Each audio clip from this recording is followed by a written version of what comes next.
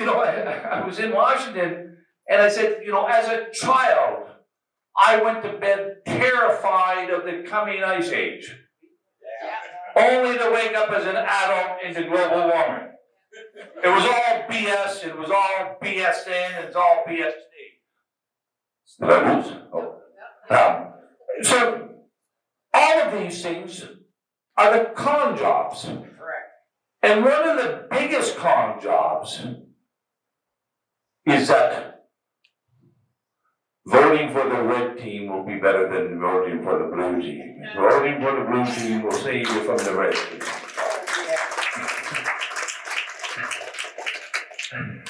So, I'll share this one little story. When I first got elected, I thought,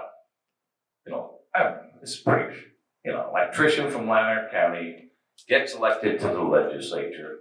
I'm going to be debating with the greatest minds and the most intellectual people in Ontario. This is big stuff for an electrician. A dad with 4 kids from Lanark County. And,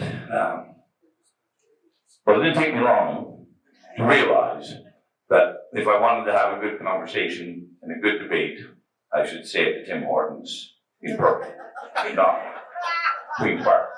But,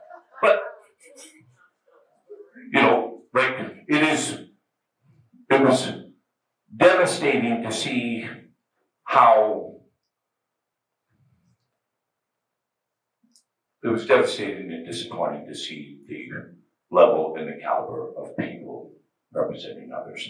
But here's where I wanted to go with this was, it also realized fairly early on, and this is why I was always in the penalty box when I was at Queen's Park. I was always getting shipped to the back row and being taken off committees and different things because, but in the caucus meetings, again, I thought this is where we would have these profound, insightful, deep discussions about public policy and bash about and have honest, frank discussions about how to better serve our constituents. Now, there's only one thing a caucus looks at when it comes to public policy. How is it going to benefit the party? The interest of everybody in this room means zero. Zero. Negative. There is nothing. It's how can we massage our position to make people believe that we're on their side? Bullshit. How can we use our position to get more people to donate money to the party? How can we make the other team look bad? Right?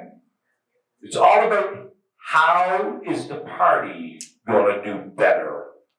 And that's whatever the discussion is, whether it's windmills, whether it's